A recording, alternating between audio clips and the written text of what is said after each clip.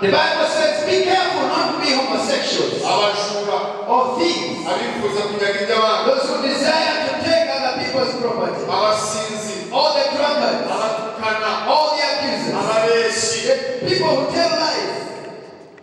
Hallelujah.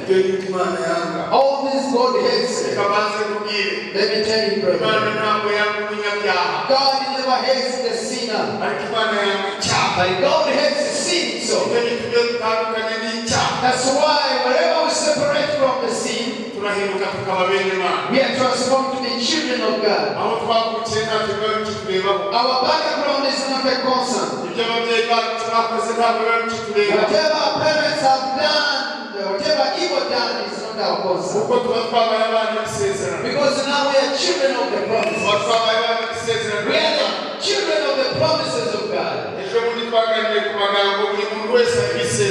Recently we had this message that everybody has a promise of God. We had a message that whoever was born with a woman has a promise of God. The promise of Hagar is not the promise of Sarah. The promise of Isaac is not the promise of Ishmael. But they all have their promises.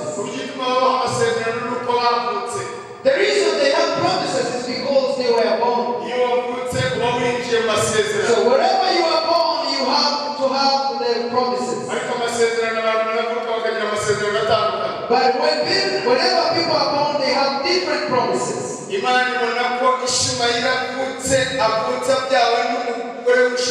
And God found out that it was wonderful for Ishmael to be born with this co-wife. But it was a must for him to be born. No one can be born without the plan of God. That's why I tell you today,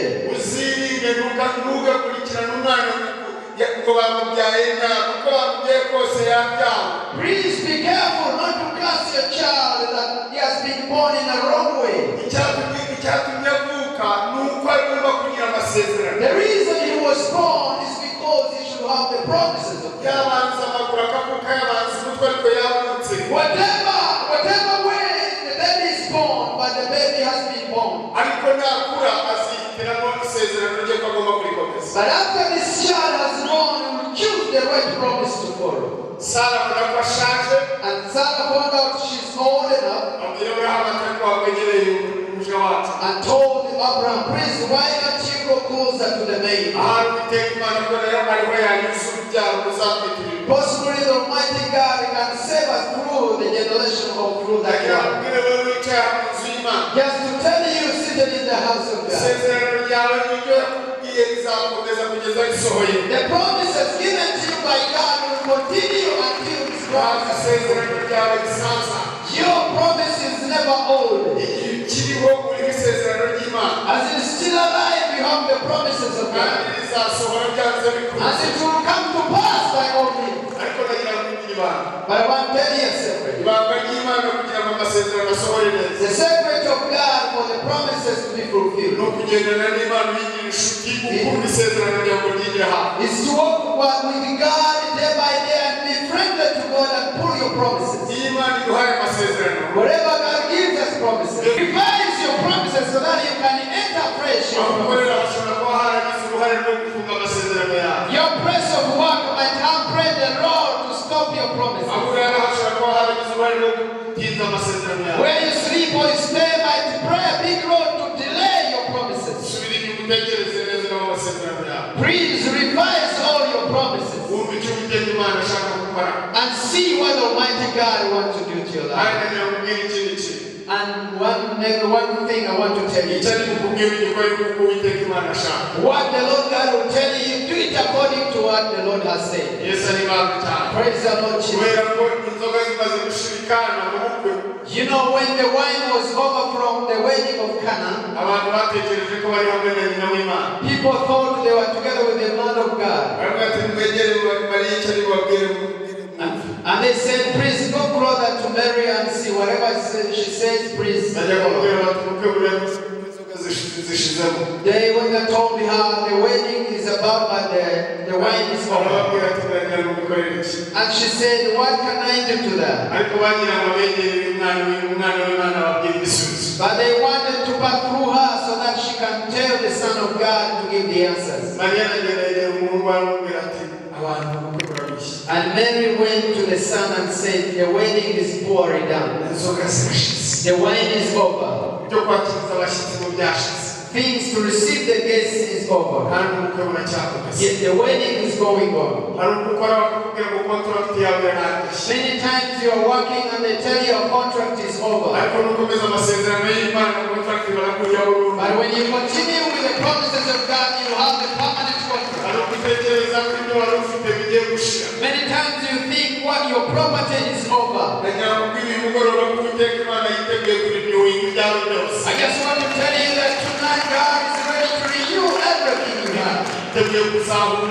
He's ready to recover everything. God is ready to change your history. Be covered today. God has brought the promises. I just want to tell you, when God has given the promises, make the promises. The Bible says that behind my word to accomplish it. Whatever it is that has been accomplished, but just because Ishmael had a promise, the angel of the Lord God came to her and said, why are you crying? She said, my baby is dying because of it. Do you see a lot of drought has killed us in this world? And told her, please go down, there is a well. You know, whenever we pray, we have spiritual eyes. All separate things, you know. There are separate things besides you cannot see. There are answers of Almighty God you are not able to see. But whatever we call Almighty God with all of your heart, He will tell you, please turn your left or your right. The same way God told Abraham as he was about to sacrifice the son. He told him, please wake up and take your son and sacrifice him. But as he was going on the way, with the servants and firewood,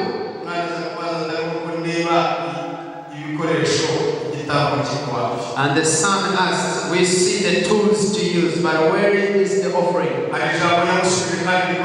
There's one great thing, he replied. He told the son, let's go on.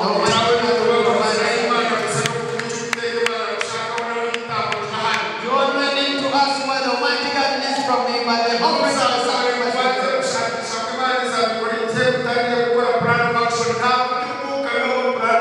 In the spiritual way, there is no plan of action. Because the headquarters of the plan of action is the headquarters of our God. You only need to keep in the ways of God, and thereafter the headquarters will plan what to do. As they reached to the altar, as he was about to sacrifice him with the sword, and the voice came from heaven and said, now Abraham, I know that you love me. Please don't sacrifice your son. That is the one I told you was a promise. Check your besides you. Besides your son, there's a sacrifice. Turn Almighty God to show you something else. Walk according to the will of God, and thereafter God will provide the answer for you.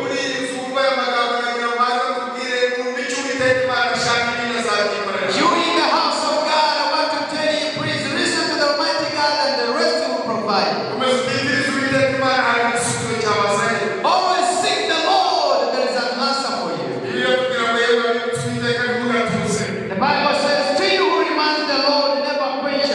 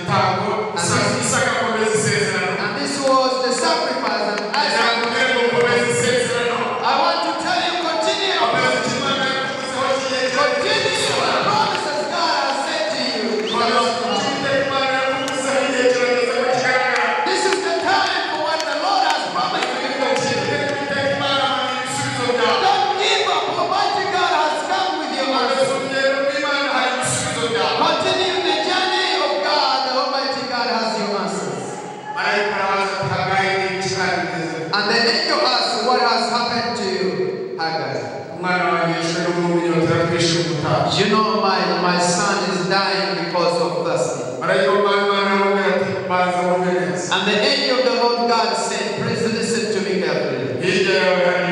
Besides you, there is a well. Go fetch water for your son. And I want to tell you the promises unto your son. You will be a great nation. You will multiply and increase in numbers. You will have a lot of wealth and riches. You will have enough power to fight the enemies. But I want to tell you another promise. After the birth of Isaac and after the sacrifice was born, though he had the promise, his promise was different from that of Ishmael. Every child born has a promise.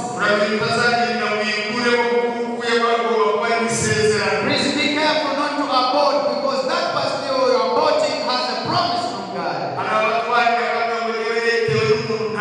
There are many who conceive and they say that there was someone who I don't know who made me pregnant. Please be careful not to sin twice. In the secular world, many people have so many evil things. The Bible says, please never kill and do the sin hated by God. You have the sin because you fornicated. The sin of sexuality and now here is the same sin of killing this person. Whoever is born has a promise. Both of these children of Abraham had the promise. One will be a great nation that will have enough power. Will have petrol and fuel. But will not inherit the kingdom of God. But will not inherit the kingdom of God. But behold, this child has the promise of getting rich.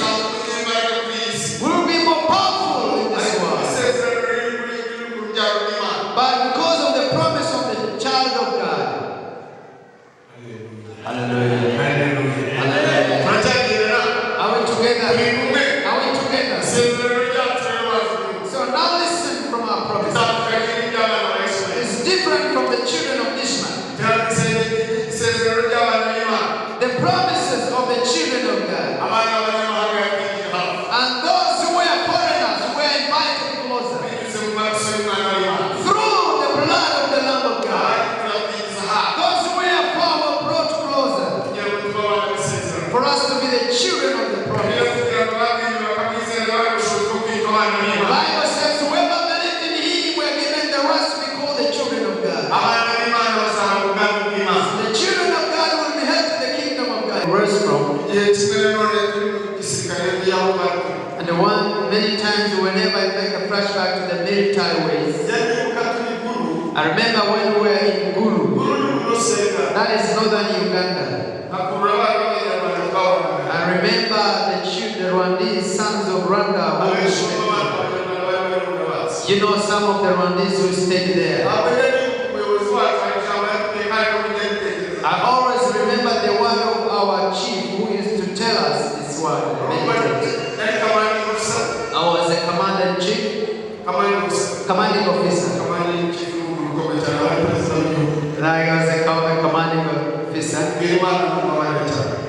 God help me, forgive me. Amen. We should be clear. Amen. As we seated in the mess in Guru, I was together with Late Bagila, he was the CEO. 13th Battalion.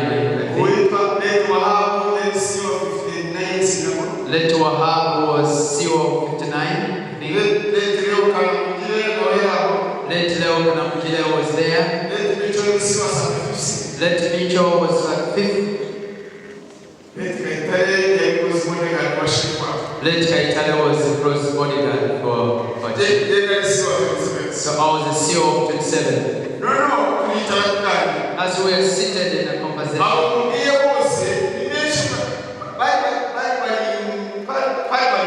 All the people I mentioned were 7 people.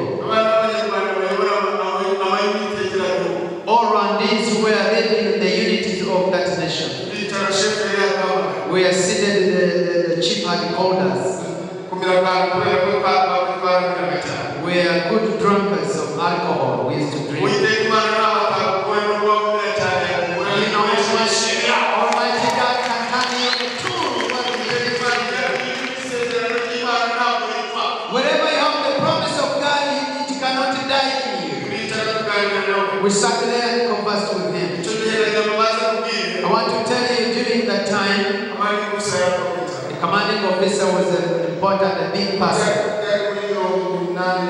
That was 1989. Around 1988 or 1989. 88. We sat down and conversed with him. We shared and he used to bring sacks of money, around 10 sacks of money. You brought this amount of money for the ration cash allowance. This money is the money for you to survive and live.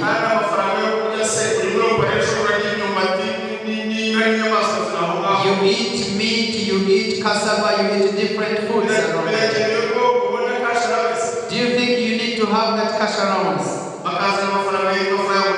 Then they bring that money called firewood fund. That for firewood. You imagine you are in the bush where there's so many firewood. Do you need that money? That is another package you have aside for you. At that rate, we had the transport allowance there. We don't need a car in the bush there. We used to have just from one place. That also was money on the side. Then there was inland traveling, just for leisure time. That is another bank of money. In the bush there, you're there. Do you see? Imagine that. Now all that money they give us.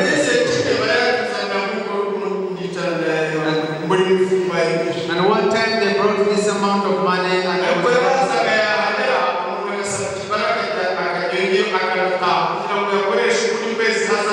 wherever they could bring that money, you could ask for permission to go back home so that you can plan for that money.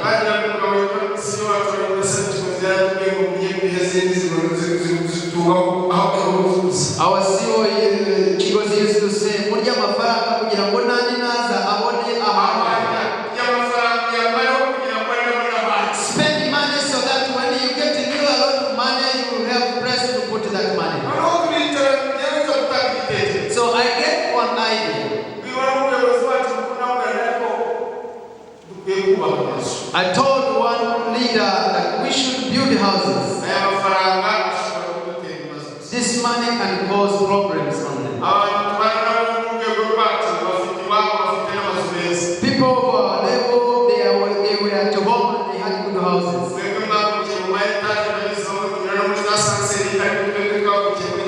Many of you were born in skyscrapers, but some are born in the grass-fed houses. I told him time has come for us to build good houses from this amount of money. It would fast. But I want to tell you this important thing. There is a lesson from there. The good news we had preached over that village, the God they had seen in me, if I had gone without eating, pride was to kill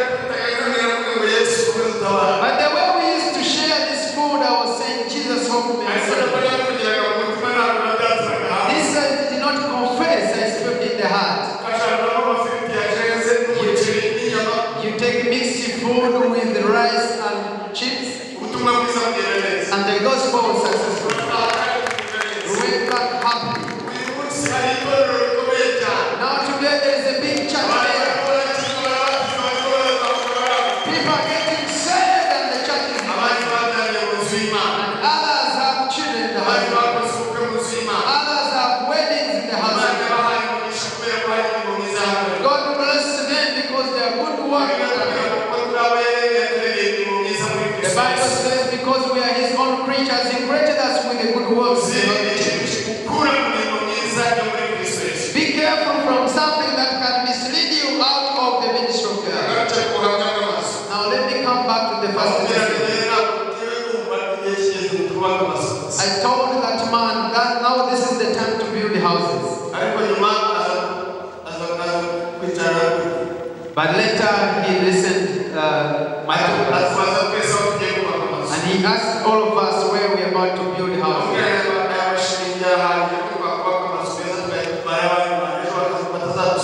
I told him this money is enough for us to build good houses so that we are not distracted. Here is the word he responded. I can never forget that word even today. And wherever I see the goodness we have, I remember that word.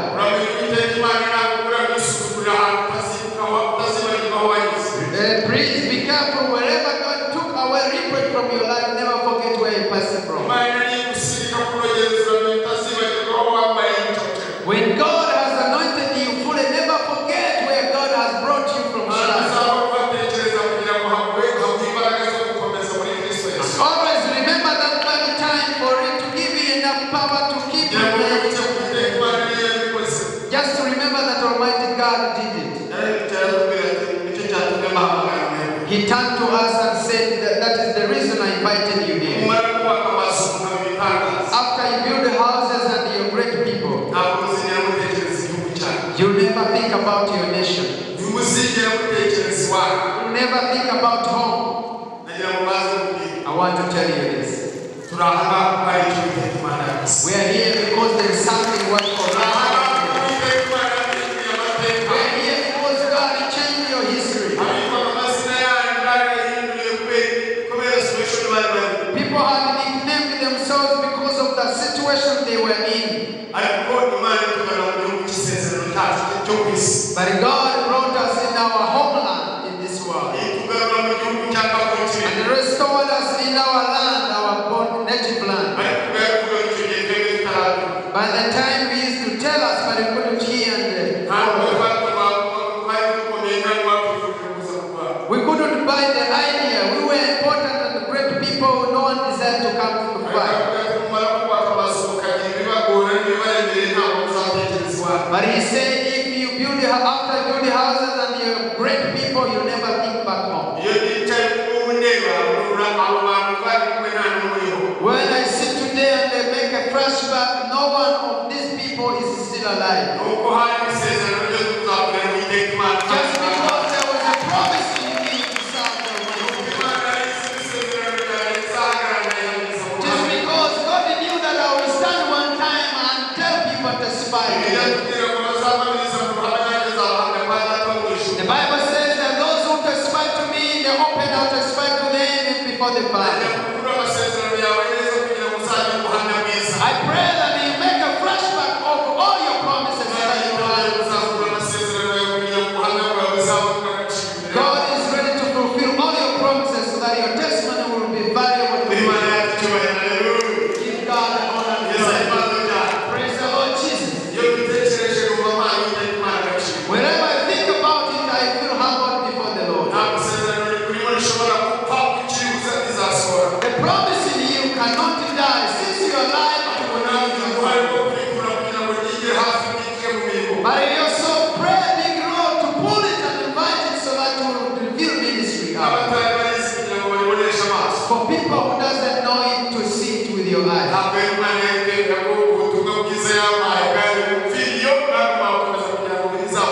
So God could not accept me to die and all my calling to die without it.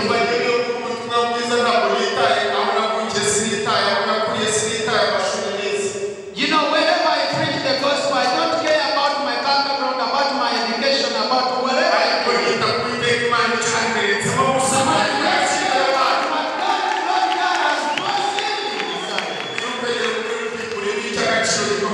Tell your neighbor you have an important thing in you. Wherever I meditate onto that word and see ourselves seated in our nation, I remember that word.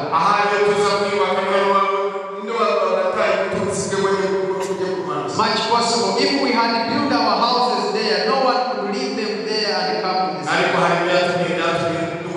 But there's a word he spoke to us and that made us.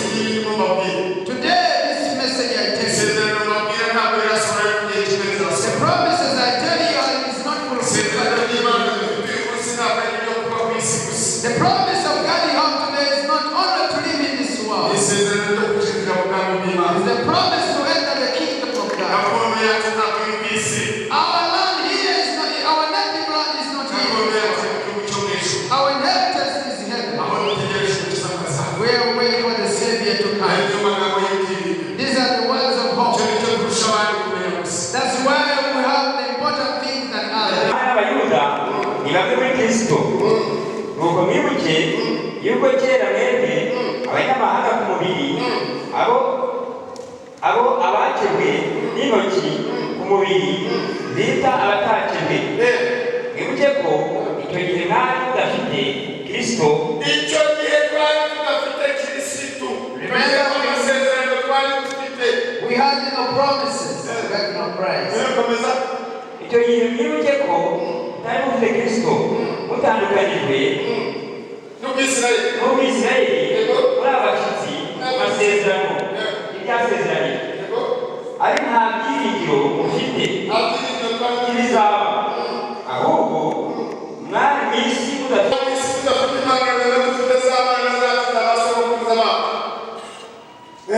ariko none uko muri Kristo Yesu, uko yahinduye twebwe ababiri umwe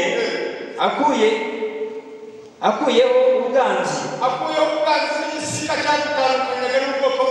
ariko rusiga rwari hagati yacu n'udutandukanya, amaze gukuzaho amategeko y'iby'imihango umubiri we, kugira ngo babiri bazane amahoro atyo, kandi ngo bombi abagire umubiri umwe, abungishije n'Imana umusaraba, awicishije bwa bwanzi. Yaraje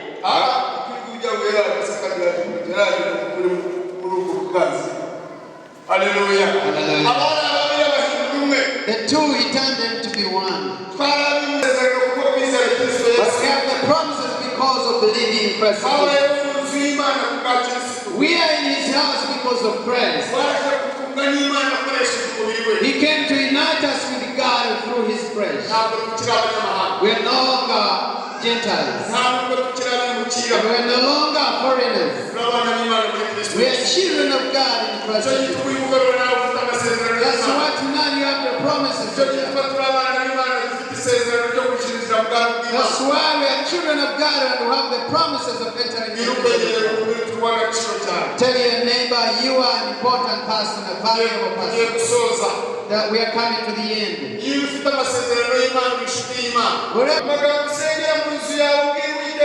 The prayers you make in your house, people always stand and wait upon the Lord to know if he has got it. Always stand and believe that the Almighty God can hear you. And Peter said as he was praying, and there came someone, the angel of the Lord God. The Bible says that he was putting on white garments. Our God is a God. Is a God, is a holy God. Your prayer tonight can change your history. Pray and tell the Lord God to send the angel to change your history.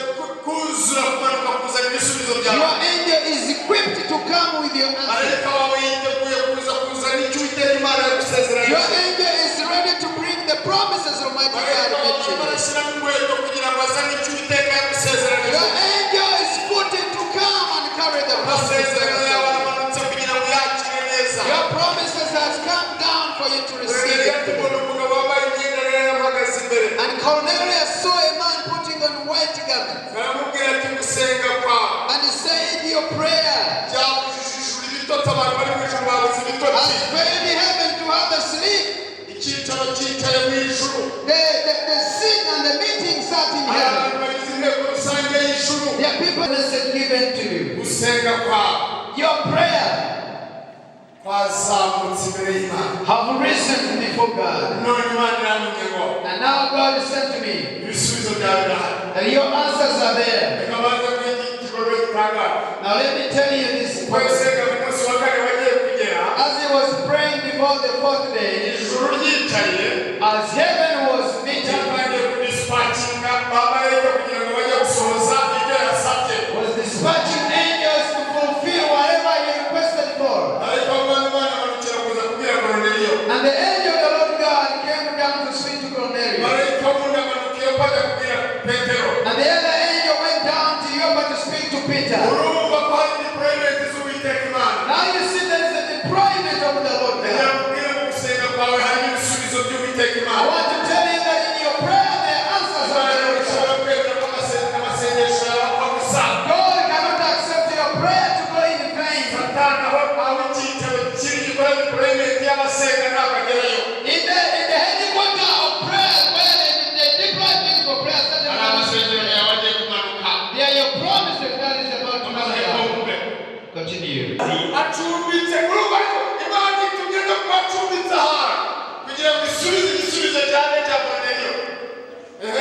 Atumize pasiporo muhazi hafi y'inyanja uwo mwanya ndagutumira nawe wakoze neza.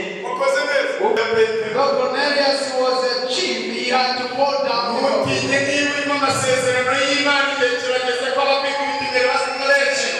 fear if you have the promises of God. Many people will fall down before you. All your enemies will come to seek for forgiveness. All people who despise you will come to seek for forgiveness.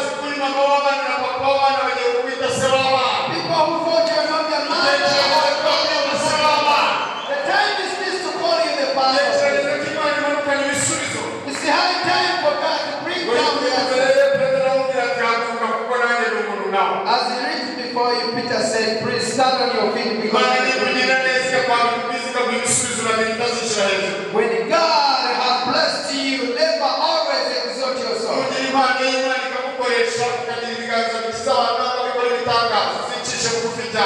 are gifted to lay hands on two people and they are healed, please never exalt yourself. Humble yourself.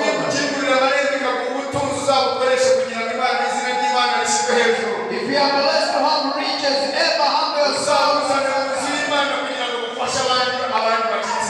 Bring the riches in the house of God to help many who are in need. Always care to the orphans and the widow, they need your support. God gives us property and tools to use in the house of God. And Cornelius ran and knelt before Peter. Just because he knew he carried something.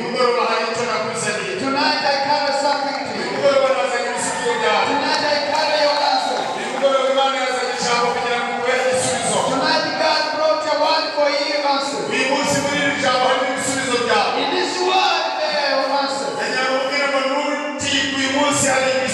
just want to tell you what means there is your answer in this message.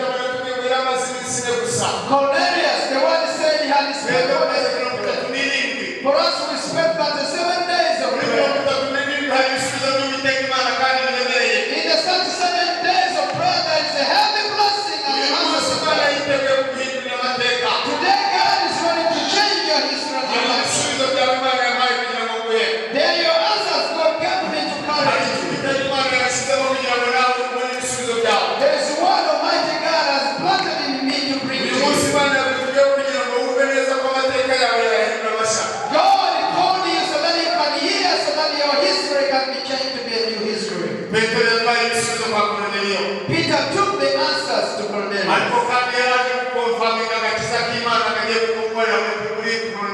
But again he had come to confirm the salvation of God to work through Cornelius. People lost people who repent and humble themselves.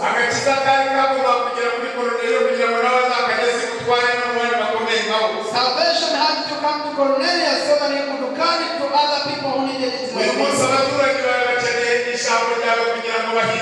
Today your neighbors need your word and the message of God to change your life.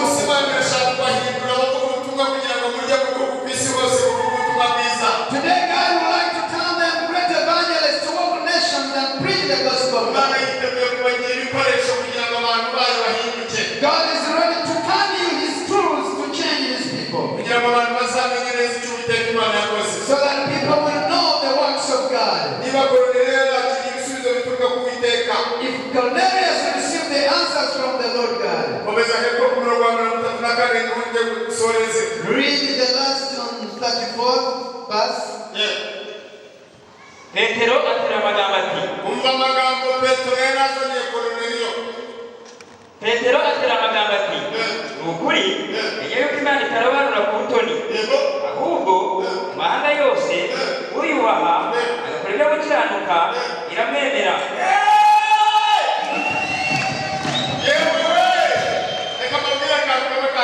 Let me tell you one thing, the way I'm happy with it. And nothing I have not so important. But whenever I have the Spirit of God, I speak what I feel. Nothing pleases me like preaching the name of Jesus. Nothing pleases me like speaking the great works God has given me. So who am I to preach this word?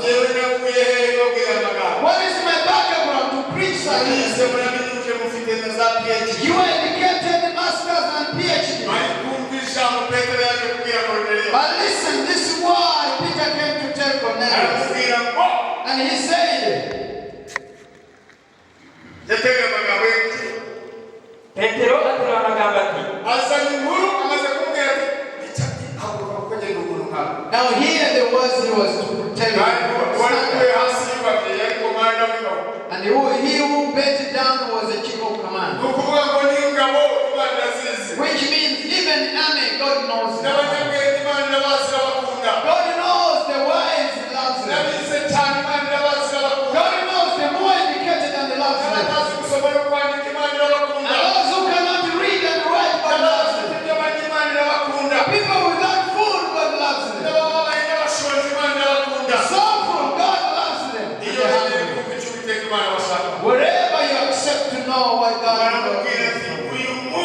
And he told him from today, he must anoint us and send us in great people, and then we go down. When he sends you in simple people, he sends you with favor. Wherever he sends you satisfied. As of now, he tells me there are people who are discouraged and these are seasons to be filled with the power of the Almighty. You feel you are backslidden, you are weak.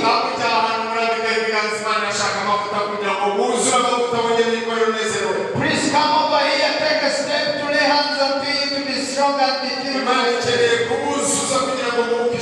God would like to equip you more and fill you abundantly. Please don't stay behind because God needs to use you as his tool. People say, how possible is that? But this is much possible to you. It is much possible to you who think it's possible. Today there's a new anointing you need. The anointing the angel took to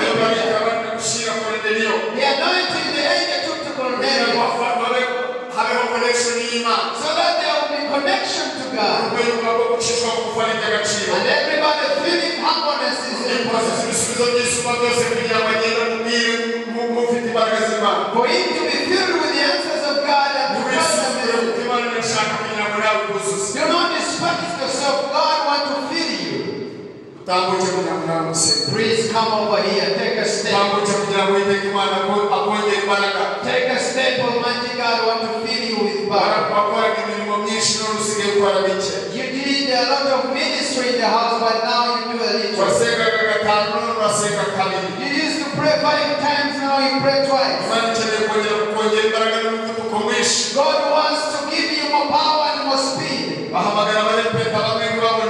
Many times they call for people for practice in your life. Because we are so busy with our own work.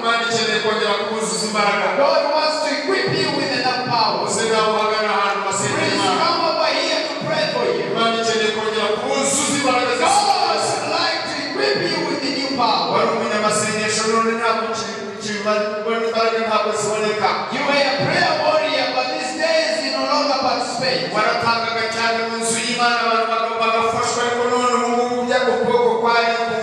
You used to give with your hand, but now you have folded your hand to give.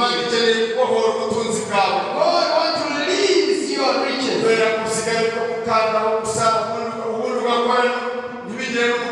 Because some these days you work, but it's not a blessing to you. You have your salary, but you don't know where your money is going.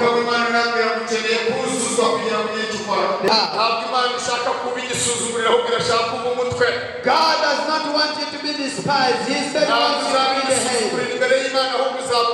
You'll never be the tail, but you'll be the head.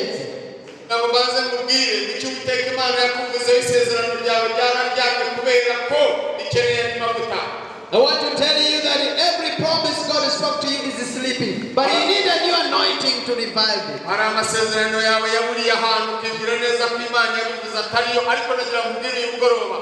Your promises are sleeping somewhere, and now you doubt that God has not been faithful to you. But tonight God brought this message for that, so that your all promises can be revealed. Many times when our contract has ended, then we think it is finished. It is a high time we renew our contract forever. Never work on temporary things. Our God is not a temporary God. He's a God of all promises. He's a God who lived, and a God who is present, a God who endures forever, and all our belongings belong in Him. We are rooted, deeply rooted in Christ. We are deeply rooted in the Son of God. Here is our great riches. He doesn't care where you work from, but He cares about the promises. He cares about the ministry you are doing. He cares about how we will use it tonight. Get ready to be a person of a new promise. You have to revise your promises. We will revise our promises. Please be closer. Be closer here. I want to speak to you. I want God to renew your promises. I want God to touch you and change and make miracles to you. The anointing I have tonight, God will reveal and renew your promises. Whatever has been sleeping will come new. Whatever has been discouraged will be blessed. Whatever has been cut off will be revealed once again. Lose my promises. I enter into my promises. I walk with my promises. People will see it. Let people know that I have a promise. For God is with me. In Jesus' mighty name. Praise come out.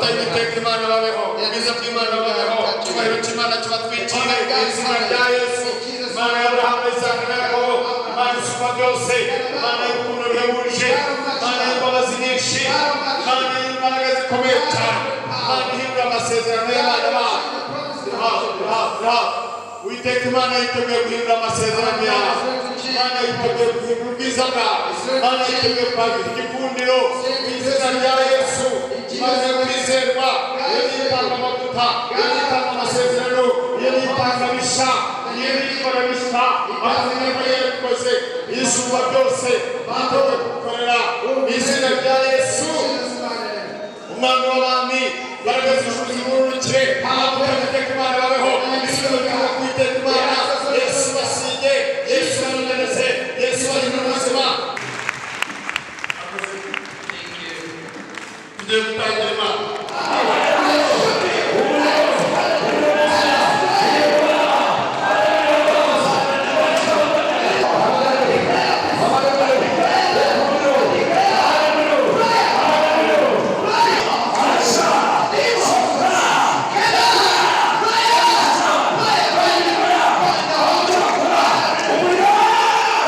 Come on.